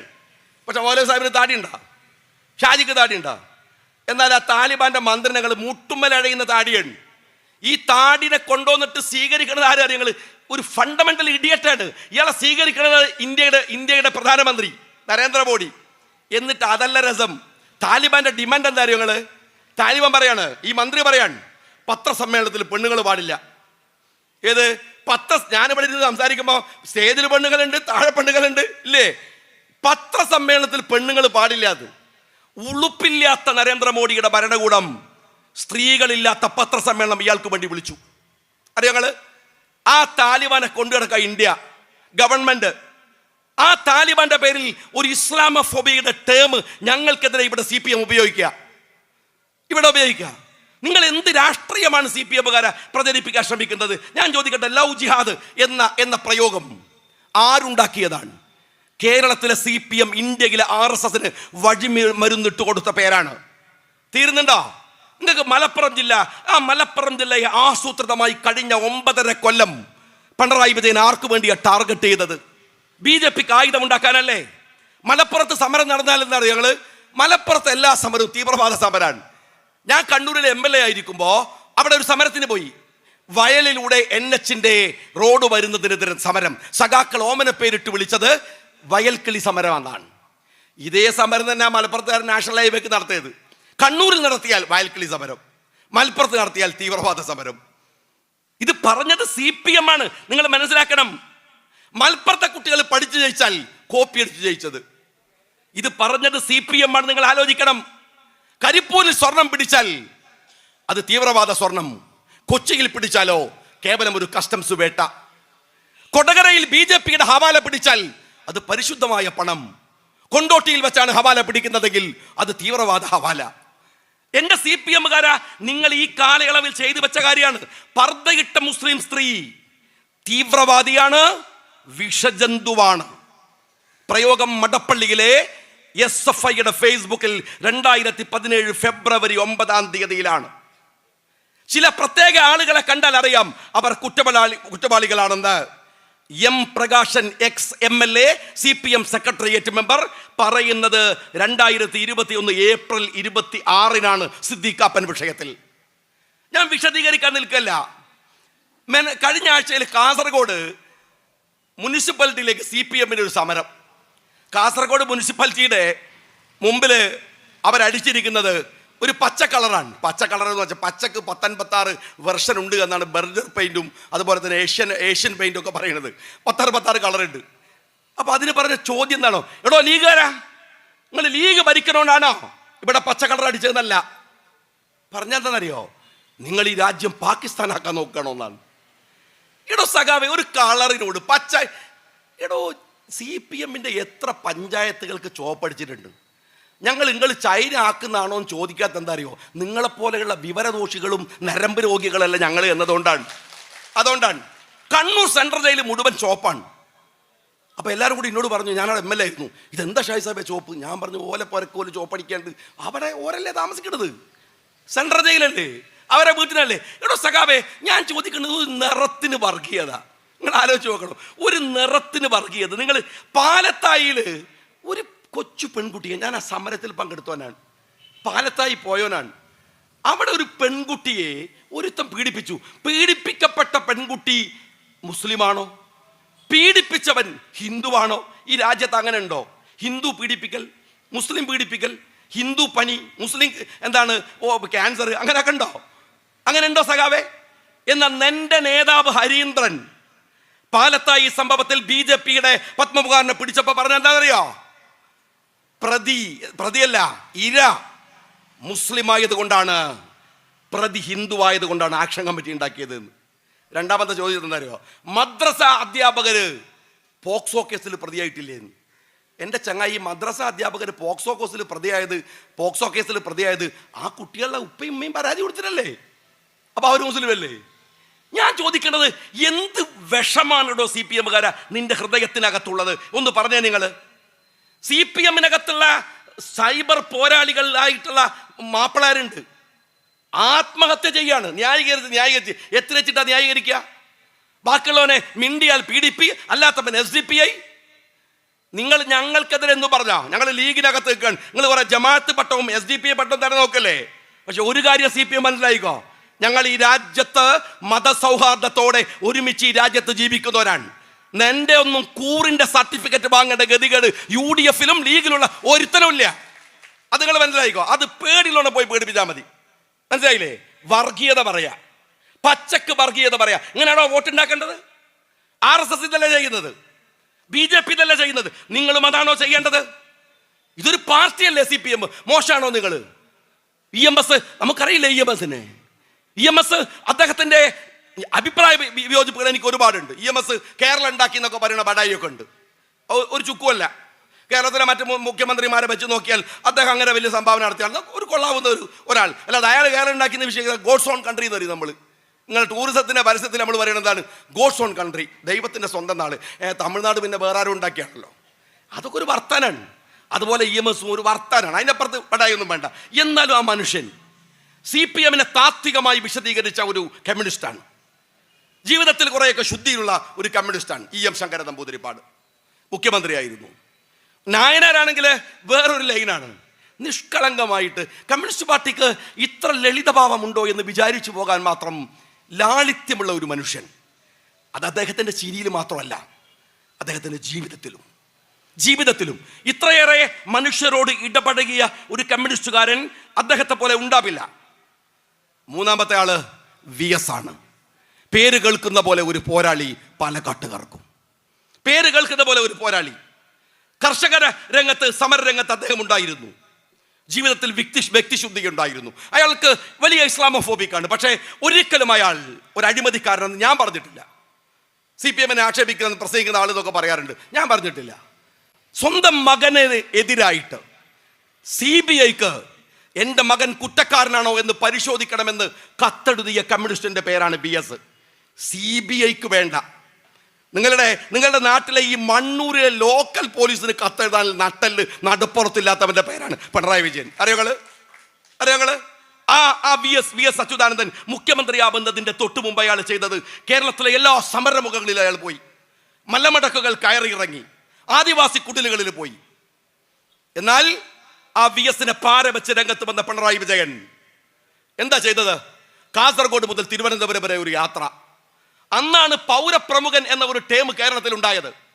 ആരെ പൗരപ്രമുഖന്മാർ? രാജ്യത്തിലെ ബൂർഷകൾ, കോഴിക്കോട്ടങ്ങാടിയിലെ ധനാഢ്യന്മാർ, പാലക്കാട്ടിലെ സമ്പന്നരായ മുതലാളിമാർ. പാവപ്പെട്ടവനെ കാണാൻ പോയില്ല. പിണറായി വിജയൻ ഒരു സമരമുഖത്തും പോയില്ല. തെരുവിൽ നടക്കുന്ന സമരങ്ങളെ കണ്ടില്ല. കള്ളക്കഥകളും പെണ്ണുകേസുകളും ഉണ്ടാക്കിയിട്ട് ഉമ്മൻചാണ്ടി സർക്കാരിനെ താഴെ ഇറക്കാൻ ഈ മനുഷ്യൻ ശ്രമിച്ചു. മുതലാളിമാരെ മുഴുവൻ കൂട്ടുപിടിച്ചു. എല്ലാ ജില്ലകളിലും ഇടനിലക്കാരുണ്ടായി. ആ പാർട്ടിയെ ഞാൻ വിശദീകരിക്കില്ല എവിടെ വരെ എത്തിച്ചു എന്ന് നിങ്ങൾക്കറിയുമോ? ആ പാർട്ടിയുടെ അസ്തിത്വത്തെ തകർത്ത് കളഞ്ഞു, ഇല്ലാതെയാക്കി കളഞ്ഞു. ഇന്ന് ബംഗാൾ പോലെയാണ്. ഞാൻ ബംഗാളിലെ CPM-ന്റെ അവസാന കാലയളവിൽ ബംഗാളിൽ പോയ ആളാണ്. അന്ന് മുസ്ലിം യൂത്ത് ലീഗിന്റെ സംസ്ഥാന പ്രസിഡന്റ് സാദിഖ് അലി തങ്ങളും അന്ന് ബനാത്ത് ബാല സാഹിബ് MP-യുമാണ്. ഞങ്ങളന്ന് അവിടെ പോയി. ഞാൻ കണ്ടിട്ടുണ്ട് മുതലാളിത്തത്തിന്റെ സർവമാന ദൂഷ്യങ്ങളും എടുത്തണിഞ്ഞ CPM എന്ന് പറയുന്ന പാർട്ടിയെ, ബൂർഷ്വ ചങ്ങാത്തങ്ങൾ ഉണ്ടാക്കിയ CPM-നെ. ആ CPM ഇതാ കേരളത്തിലും അങ്ങനെയാണ്. എൻ്റെ പ്രിയപ്പെട്ട കമ്മ്യൂണിസ്റ്റ് പാർട്ടിക്കാരാ, CPM എന്നത് കമ്മ്യൂണിസ്റ്റ് പാർട്ടി ഓഫ് മാർക്സിസ്റ്റ് എന്നത് ഇപ്പം എങ്ങനെയുള്ള പോലെ അറിയങ്ങള്, ഞങ്ങൾ കോഴിക്കോട്ടുകാര് മുതലക്കുളം മൈതാനി എന്ന് പറയുന്ന പോലെയാണ്. മുതലില്ല കുളമില്ലാത്ത മൈതാനിക്കാണ് ഞങ്ങൾ മുതലക്കുളം മൈതാനി എന്ന് പറയുന്നത്. നിങ്ങളിപ്പോൾ കമ്മ്യൂണിസവും ഇല്ല മാർക്സിസവും ഇല്ലാത്ത കള്ളന്റെ പാർട്ടിക്കാണ് നിങ്ങളിപ്പോൾ CPM എന്ന് പേര് വിളിച്ചിരിക്കുന്നത്. അത് തീരുകയാണ്, മനസ്സിലാക്കിക്കോ, തീരുകയാണ്. നിങ്ങൾ ഈ PMC കൊണ്ടുവരാൻ ശ്രമിച്ചത് ഒരു ഒറ്റ കാര്യം ആലോചിക്കുക. എന്തിനാണ്, എന്ത് കാര്യത്തിനാണ് ആ പി എം ശ്രീയെ കൊണ്ടുവന്നത്? നിങ്ങൾ പറഞ്ഞത് 1800 കോടിക്കാണ് അല്ലേ? 1.5 ലക്ഷം കോടിയുടെ വാർഷിക ബജറ്റ് ഉണ്ടാക്കുന്ന കേരളം 1800 കോടിക്ക് ഈ നാടിൻ്റെ സ്റ്റേറ്റിൻ്റെ അന്തസ്സിനെ BJPയുടെ മുമ്പിൽ പണയം വെച്ചു. സഖാവേ, നിനക്ക് ഓർമ്മിക്കാവുന്ന സമ്മോഹനമായ ചരിത്രമുണ്ട്. എന്തെന്നറിയോ? ലീഗും CPM ഒക്കെ ഇപ്പോൾ ഏകദേശം ഒരേ ബലമാണ്. നിങ്ങൾക്കുള്ള MP മാർ, ഞങ്ങൾക്കുള്ള MP മാരൊക്കെ കടക്കാൻ നമുക്ക് 1-2 സ്റ്റേറ്റിലൊക്കെ അത്യാവശ്യം ശക്തിയുള്ളൂ. നമ്മൾ ചെറിയ പാർട്ടിയാണ്, നിങ്ങൾ നമ്മളൊക്കെ കടക്കാൻ. പക്ഷെ ഞാനൊരു കാര്യം നിങ്ങളോട് പറയാം. നിങ്ങൾ കാണിച്ച ഒരു അന്തസ് ഉണ്ടായിരുന്നു. ഒരു പ്രത്യേക ഘട്ടത്തിൽ ഇന്ത്യയുടെ പ്രധാനമന്ത്രി പദം CPM-ന് ലഭ്യമായി. അന്ന് ജ്യോതി ബസുവിനെ പ്രധാനമന്ത്രിയാക്കാമെന്ന് സമ്മതിച്ചു. ആ സമയത്ത് ആ ജ്യോതി ബസുവിനെ പ്രധാനമന്ത്രിയാക്കാമെന്ന് തീരുമാനിച്ച സമയത്ത് CPM-ന്റെ പൊളിറ്റ് ബ്യൂറോ കൂടിയിട്ട് തീരുമാനിച്ചു, ഇല്ല, ഞങ്ങളില്ല, ബൂർഷ്വാ സമീപനങ്ങൾ സ്വീകരിക്കേണ്ടി വരും. പ്രധാനമന്ത്രി പദം പുല്ലുപോലെ വലിച്ചെറിഞ്ഞു. എന്തിന്? ബൂർഷ്വാ നിലപാടുകൾ സ്വീകരിക്കേണ്ടതിൻ്റെ പേരിൽ CPM. എന്നാ CPM-കാരാ, നിങ്ങൾ എന്തിനാണ് ഈ PMCയിൽ ഒപ്പുവെച്ചതെന്നറിയോ? സത്യസന്ധമായ സ്റ്റേറ്റ്മെൻ്റ് ഇറക്കിയത് നമ്മളെ ശിവൻകുട്ടിയാണ്. ശിവൻകുട്ടി പറഞ്ഞു, അതെന്താന്ന് വെച്ചാൽ ഞങ്ങൾ PMCയിൽ ഒപ്പുവെച്ചത് മക്കൾക്ക് വേണ്ടിയാണ്. സത്യമാണ്. അപ്പോൾ നമ്മൾ വിചാരിക്കും നമ്മളെ മക്കൾക്കൊക്കെ വേണ്ടിയിട്ടാണ്. അല്ലല്ല, പിണറായി വിജയൻ്റെ 2 മക്കൾക്ക് വേണ്ടിയിട്ടാണ്, ഓരെ രക്ഷിക്കാൻ വേണ്ടിയിട്ടാണ്, അവരുടെ ED കേസിൽ നിന്നും മറ്റും രക്ഷപ്പെടുത്താൻ വേണ്ടി മാത്രമാണ്. സഖാക്കൾ ആലോചിച്ച് നോക്ക്, രാജ്യത്തിലെ സകല കുറ്റവാളികളും ക്രിമിനൽ കേസ് പ്രതികളും എന്തുകൊണ്ടാണ് മുഖ്യമന്ത്രിയുടെ ബന്ധുക്കളാവുന്നത്? മുഖ്യമന്ത്രിയുടെ ഇടവും വലവും നിന്ന ശിവശങ്കരൻ ഇപ്പോഴെവിടെയാണ്? ജയിലിൽ പോയില്ലേ? മുഖ്യമന്ത്രിയുടെ ഇടവും വലവും നിന്ന വാസു ശബരിമലയിൽ സ്വർണം കട്ടില്ലേ? മുഖ്യമന്ത്രിയുടെ ഇടവും വലവും നിന്ന പത്മകുമാർ XMLA സ്വർണ്ണക്കേസിൽ പ്രതിയല്ലേ? മുഖ്യമന്ത്രിയുടെ ഇടവും വലവും നിൽക്കുന്ന കടകംപള്ളി സുരേന്ദ്രൻ സ്വർണ്ണക്കേസിൽ കക്ഷിയാവുമല്ലേ പറയുന്നത്? നമ്മളെ ഉളുപ്പില്ലാത്ത ആരോഗ്യമന്ത്രി നിയമസഭയിൽ ഞാൻ ഇരിക്കുമ്പോഴാണ് പ്രസംഗിച്ചത്, സാർ ഇത് കുലുങ്ങില്ല, ഈ കപ്പലിനൊരു കപ്പിത്താനുണ്ട്. സത്യമാണ്. സകലമാന കള്ളന്മാരും കയറിയ ഈ കപ്പലിന് ഈ കാട്ടുകള്ളൻ തന്നെയാണ് കപ്പിത്താൻ ആവേണ്ടത് എന്ന് ഞങ്ങൾക്ക് നന്നായിട്ട് അറിയാം. കാട്ടുകള്ളൻ തന്നെയാണ്. ഞാൻ വിനീതമായിട്ട് നിങ്ങളോട് ചോദിക്കട്ടെ, ഒരു രാഷ്ട്രീയ പാർട്ടി എന്നുള്ള നിലക്ക് നമ്മൾ തമ്മിൽ തർക്കവും നമ്മൾ തമ്മിൽ അഭിപ്രായ വ്യത്യാസങ്ങളൊക്കെ ഉണ്ടാവാൻ സഖാക്കളെ, അത് അതിൻ്റെ രീതിയില്ലേ? നിങ്ങൾ ആലോചിച്ച് നോക്കേണ്ടത്. ഇപ്പം ഈ അടുത്ത എല്ലാ കേസ് പോലെയാണോ ഇത്? ഇപ്പോൾ എൻ്റെ മുമ്പിൽ വന്നിരിക്കുന്ന അമ്മ ഉണ്ട്, എൻ്റെ കൂടെ വന്നിരിക്കുന്ന എൻ്റെ ഡ്രൈവർ, എൻ്റെ കൂടെയുള്ള ഗൺമാൻ, 2 പേരും സ്വാമിമാരാണ്. ഞാൻ അവരനുഭവിക്കുന്ന ബുദ്ധിമുട്ട് എനിക്കറിയാം. ഈ സമയത്ത് ഇത് മണ്ഡലകാലമാണ്. സ്വാമിമാരുടെ ഒരു അവിടെ പമ്പയിൽ ചെല്ലുന്ന, ഇവിടുന്ന് അവിടുന്ന് പുറപ്പെടുന്ന മുതൽ ശബരിമലയിൽ ഈ കേസ് നിങ്ങൾ നിസ്സാരമായിട്ട് കണ്ടുകൂടാ. അത് KM ഷാജിക്ക് പ്രസംഗിക്കാനുള്ള ഒരു മാറ്ററിൻ്റെ പ്രശ്നമല്ല. നിങ്ങൾ കളിച്ച കളിയൊക്കെ വേറെയാണ്. ഇവിടെ ദൈവത്തിൻ്റെ മുതലാണ് നിങ്ങൾ കട്ടെടുത്തിരിക്കുന്നത്. നിങ്ങൾ മനസ്സിലാക്കണം. എല്ലാ കളവും പോലെ ഇതങ്ങ് മുക്കി വെക്കാം എന്ന് നിങ്ങൾ വിചാരിക്കരുത്. ഒരു ശബരിമലയിലേക്ക് ഇന്ത്യയിൽ ഏറ്റവും കൂടുതൽ വിശ്വാസികൾ വരുന്ന സ്ഥലമാണ് ശബരിമല. ഇന്ത്യയിൽ ഏറ്റവും കൂടുതൽ വിശ്വാസികൾ വരുന്ന സ്ഥലം. അവരിങ്ങനെ മണ്ഡലകാലമായാൽ ഇന്ത്യ മുഴുവൻ ശബരിമലയിലേക്ക് ഒഴുകും. നിങ്ങൾ ഈ കരുവന്നൂർ ബാങ്കിൽ നിന്ന് പൈസ കക്കണ മാതിരി ഇവിടെയും പോയി കക്കല? അങ്ങനെ ഒരു മര്യാദ വേണ്ടേ? അപ്പൊ ചോദിക്കും, ഇന്ത്യയിൽ വേറെ എന്താണ് ആരാധന അമ്പലല്ലേന്ന് ചോദിക്കും. ഇന്ത്യയിൽ വേറെ അമ്പലങ്ങളൊക്കെ ഉണ്ട്. പക്ഷെ ഇതുപോലെ കഠിന വ്രതമുള്ള 41 ദിവസത്തെ വ്രതം അല്ലേ എടുക്കട്ടെ. ഞാൻ വയനാട്ടിൽ രാവിലെ ചെറുപ്പകാലത്ത് കാണുന്നതാണ്. സുബൈ നിസ്കരിക്കാൻ വേണ്ടി നമ്മൾ ഒരുപാട് ഉമ്മയും ഉപ്പയും നിർബന്ധിച്ചാലാണ് എണീക്കുക. വയനാട്ടിൽ നിങ്ങളെക്കാൾ കൂലി സുബൈക്ക് കിട്ടും, കാരണം അമ്മാരി തണുപ്പാണ്. അപ്പം നമ്മൾ രാവിലെ ഒന്ന് എഴുന്നേറ്റ് പുറത്ത് വരുമ്പോൾ എനിക്ക് നിസ്കരിക്കാനുള്ളൊരു പ്രചോദനമുള്ളൊരു കാര്യമുണ്ട്. എന്താ പറയുക, ഞങ്ങൾ ആ പല ജീവിതം സഹിക്കാണ്ട് രാവിലെ ചെറുപ്പത്തിൽ എഴുന്നേറ്റ് വന്ന് പുറത്തേക്ക് നോക്കുമ്പോൾ ഉണ്ടാവും ഞങ്ങളെ വീടിൻ്റെ അപ്പുറത്തുള്ള പായ്ക്കുട്ടിയമ്മ പ്രായമായിട്ട് ഇങ്ങനെ വളഞ്ഞിട്ടുണ്ട്. അപ്പോഴും ആ പ്രായത്തിൽ അവർ ആ കൊടും തണുപ്പത്ത് അമ്പലത്തിൽ കുളിക്കാൻ പോവാ രാവിലെ. അവരുടെ വ്രതത്തിൻ്റെ ഭാഗമാണ്. എൻ്റെ വീടിനോട് ചേർന്നാണ് അയ്യപ്പ ക്ഷേത്രം. രാവിലെ മുതൽ കേൾക്കും അവിടുന്ന് അയ്യപ്പ ഭക്തിഗാനങ്ങൾ ഇങ്ങനെ കേൾക്കും. ചെറുപ്പം മുതലെയാണ് ഇവര് 41 ദിവസം ഈ കഠിന വ്രതം പഞ്ചശുദ്ധി വരുത്തണം എന്നാണ് പറയാ. ഈ പോകുന്നവന് വെറുതെ അങ്ങോട്ട് പോയാൽ പോരാ, അവന് പഞ്ചശുദ്ധി വരുത്തണം. ശരീരശുദ്ധി വരുത്തണം, ആഹാരശുദ്ധി വരുത്തണം, വാക്ശുദ്ധി വരുത്തണം, മനഃശുദ്ധി വരുത്തണം, കർമ്മശുദ്ധി വരുത്തണം. ഇതൊക്കെ വരുത്തണം. ഇന്ദ്രിയങ്ങൾക്ക് മുകളിൽ ഒരു നിയന്ത്രണം ഉണ്ടാക്കണം. ഇന്ദ്രിയാണാം ഹി ചരതാം എന്മനോനു വിധീയതേ തതസ്യ ഹാരതി പ്രജ്ഞാം വായുർണിവം വിവാംബസി എന്ന് പറയുന്നുണ്ട്. ഈ ഇന്ദ്രിയങ്ങളുടെ നിയന്ത്രണം പോയിട്ട് നിങ്ങൾ വിശ്വസത്തിന് നിന്നിട്ട് കാര്യമില്ല. അതാണ്, അത് നിയന്ത്രിക്കണം. അതിനാണ് ഈ ശുദ്ധി, പഞ്ചശുദ്ധിയും വരുത്തുന്നത്. അത് വരുത്തിയിട്ടാണ് 18-ാം പടി കയറുക. 18-ാം പടി കയറുമ്പോൾ ഓരോ പടിക്കും കണക്കുകളുണ്ട്. ആ പടിക്കും കൃത്യമായ ആത്മീയ ശുദ്ധീകരണത്തിൻ്റെ വഴികളുണ്ട്. ജ്ഞാനേന്ദ്രിയത്തിൻ്റെയും അഷ്ടരാഗത്തിൻ്റെയും പ്രതീകമാണ് ഈ പടികൾ എന്നാണ് അവർ വിശ്വസിക്കുന്നത്. പോകുന്നവരുടെ വിശ്വാസം അതാണ്. എന്നിട്ട് മലയിലങ്ങ് കയറി ചെല്ലുമ്പോൾ കാണും അത്രേ എഴുതി വെച്ചത് തത്വമസി എന്നാണ്. തത്വമസി എന്ന് പറഞ്ഞാൽ നീ തന്നെയാണ് നീ തന്നെയാണ്. നീ ആരെ തെരഞ്ഞാണോ വന്നത് അത് നീയാണ്. നീ അയ്യപ്പനെ തെരഞ്ഞാണോ വന്നത്? പടി കയറി മുകളിലെത്തിയാൽ എല്ലാവരും അയ്യപ്പന്മാരാണ്. വേറെ വ്യത്യാസമില്ല. എല്ലാവരും ഒരുപോലെയാണ്. ദൈവവും മനുഷ്യനും ഒരേ ഗണത്തിൽ വരുന്ന പരമപദത്തെയാണ് അയ്യപ്പ സന്നിധാനം എന്ന് വിളിക്കുന്നത്. എല്ലാവരും അയ്യപ്പന്മാർ. എന്നിട്ട് പമ്പ വരെ കുറച്ച് നല്ല വഴിയാണ്. പമ്പ കഴിഞ്ഞാൽ ഞാൻ ചോദിച്ചു അവരോടൊക്കെ കുറച്ചൊരു ടഫാണ് വഴി. ഇപ്പോഴാണ് പിന്നെ കോൺക്രീറ്റ് ഒക്കെ ഉള്ളത്, പണ്ടങ്ങനെയല്ല. അതുകൊണ്ട് ഞാൻ രാവിലെ അമ്പലത്തിൽ നിന്ന് പാട്ട് കേൾക്കും. കല്ലും മുള്ളും കാലുക്കുമെത്തേ, കല്ലും മുള്ളും മെത്ത പോലെ കാല് സ്വീകരിക്കുക, ചെരുപ്പിടില്ല. പിണറായി വിജയൻ ഇത് ആരോ എഴുതി കൊടുത്തു. വി ഡി സതീശൻ പറയുന്നുണ്ട്, ആരോ എഴുതി കൊടുത്തപ്പോൾ മുമ്പ് വായിച്ചതാണ് കല്ലും മുള്ളും കാലുമ കുത്തിയെന്നാണ്. അങ്ങനല്ല, കല്ലും മുള്ളും കാലുക്കും എത്തേന്നാണ്. ഞാനൊക്കെ ചെറുപ്പം മുതൽ കേൾക്കുന്നതാണ്. എന്നിട്ട് അവര് അയ്യപ്പൻ കൊടുങ്കാട്ടിലാണ് താമസിക്കുന്നത്. അയ്യപ്പൻ ബ്രഹ്മചാരിയാണ്. അതുകൊണ്ട് ആർത്തവകാലത്തുള്ള സ്ത്രീകൾ 10 വയസ്സിൻ്റെ താഴെ 50 വയസ്സിൻ്റെ മുകളിൽ അവരെ വരാൻ പാടുള്ളൂ. ശബരിമലയിൽ അവരെ വരാൻ പാടുള്ളൂ. ആർത്തവകാലത്തിലൂടെ കടന്നു പോകുന്ന പ്രായത്തിലുള്ളവർ വരരുത്. കാര്യമെന്ത്? അയ്യപ്പൻ കോപിക്കും. ക്ഷേത്രത്തിൻ്റെ ചൈതന്യത്തെ അത് ബാധിക്കും. ഇതൊരു വിശ്വാസമാണ്. തലമുറകൾ കൈമാറി ഇന്ത്യയിലെ ഹിന്ദുമത വിശ്വാസികൾ കൊണ്ടുപോകുന്ന അവരുടെ ഒരു വിശ്വാസമാണ്, ആചാരമാണ്. ആ വിശ്വാസത്തെ 2018 സെപ്റ്റംബർ 28 സുപ്രീം കോടതിയുടെ ഒരു വിധി ചോദ്യം ചെയ്യുന്നു. ഇന്ത്യയിലെ നിരവധി കോടതി വിധികൾ അട്ടപ്പുറത്ത് വെച്ച ഈ സർക്കാർ ഈ വിധിയും എടുത്തോടി നടപ്പിലാക്കാൻ പോവാന്ന് പറഞ്ഞു. ബഹളായി. 2019 ജനുവരി 1 വനിതാ മതിലുണ്ടാക്കി. പാലക്കാട്ടുകാർ വനിതാ മതിൽ പങ്കാളിയായി. കോഴിക്കോട്ടുകാരും കണ്ണൂർക്കാരും കാസർഗോട്ടുകാരും കേരളം മുഴുവൻ.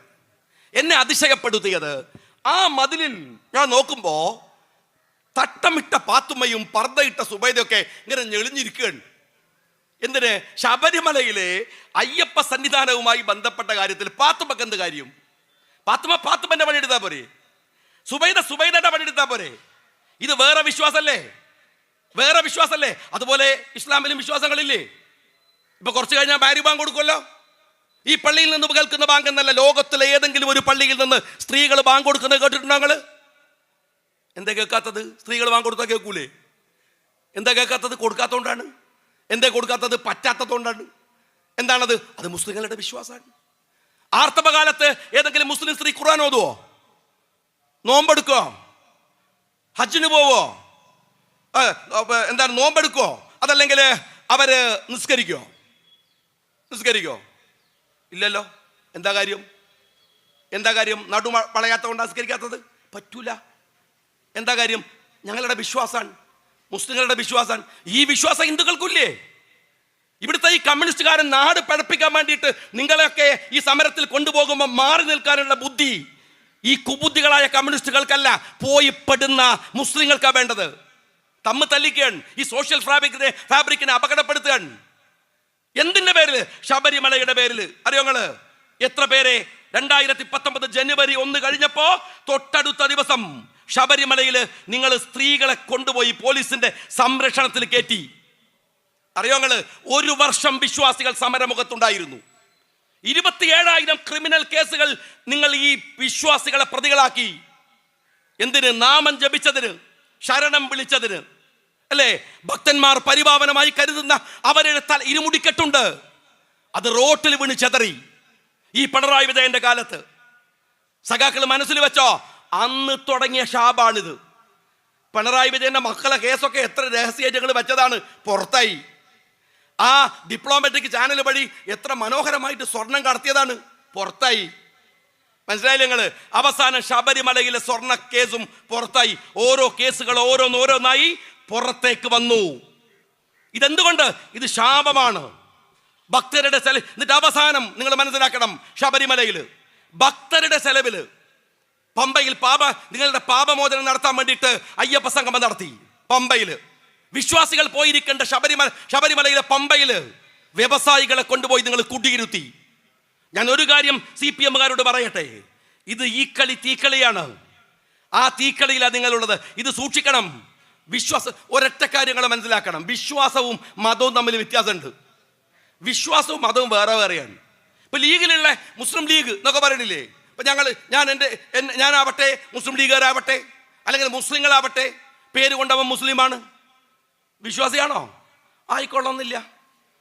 അവന് പേരുകൊണ്ട് മുസ്ലിം ആയവനൊക്കെ സ്വർഗത്തിൽ പോവോ? അങ്ങനെ മുസ്ലിങ്ങൾ വിശ്വസിക്കണില്ല. ഹിന്ദു, അവൻ ഹിന്ദുവാണ്, ഒരു കാനേഷുമാരി കണക്കെടുത്താൽ വിശ്വാസിയാണോ? വിശ്വാസം വേറെയാണ്. കാനേഷുമാരി ജാതി വേറെയുമാണ്.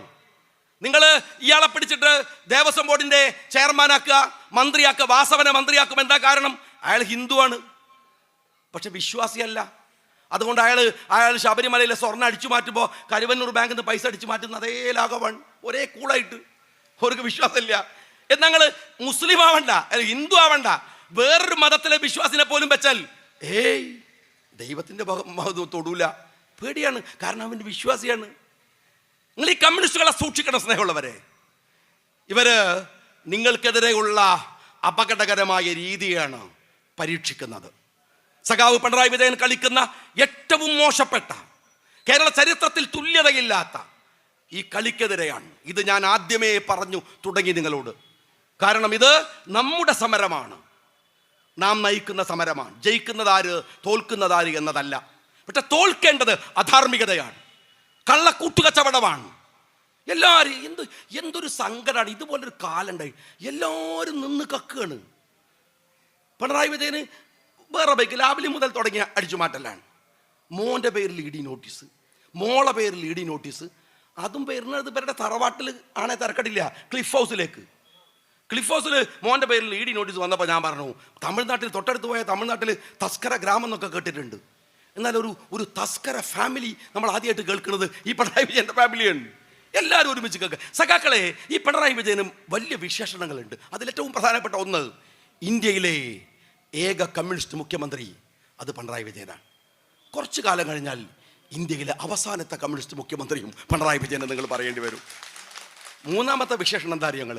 12 മുഖ്യമന്ത്രിമാരിൽ മകനും മകൾക്കും സ്നേഹപൂർവ്വം അച്ഛനും ഒരുപോലെ ഇ ഡി നോട്ടീസ് കിട്ടിയിട്ടുള്ള ഏക മുഖ്യമന്ത്രിയും സഖാവ് പിണറായി വിജയനാണ്. ഈ തസ്കര സംഘത്തെ കേരളത്തിൽ നിന്ന് തുരത്തി ഓടിക്കേണ്ടതിൻ്റെ രാഷ്ട്രീയം, ആ രാഷ്ട്രീയത്തെയാണ് UDF ഈ തെരഞ്ഞെടുപ്പിൽ പ്രതിനിധാനം ചെയ്യാൻ ജനങ്ങളോട് പറയുന്നത്. നിങ്ങളെല്ലാവരും UDFിൻ്റെ തെരഞ്ഞെടുത്ത ചിഹ്നങ്ങളിൽ കൈപ്പത്തിയുണ്ട്, കോണിയുണ്ട്, UDF സ്ഥാനാർത്ഥികൾക്ക് കൊടയുമുണ്ട്. ഈ സ്ഥാനാർത്ഥികളെ മുഴുവൻ, അത് ജില്ലാ പഞ്ചായത്തിലെ ബ്ലോക്കിലെ ഒക്കെ സ്ഥാനാർത്ഥികളെ വലിയ വോട്ടിന് നിങ്ങൾ ജയിപ്പിക്കേണ്ടത് നിങ്ങളുടെ കൂടെ ഉത്തരവാദിത്തമാണെന്ന് ഓർമ്മപ്പെടുത്തിക്കൊണ്ട് അഭിവാദ്യങ്ങൾ നേർന്നുകൊണ്ട് ഞാൻ എൻ്റെ വാക്കുകൾക്ക് വിരാമം കുറിക്കുന്നു. ജയ് ഹിന്ദ്.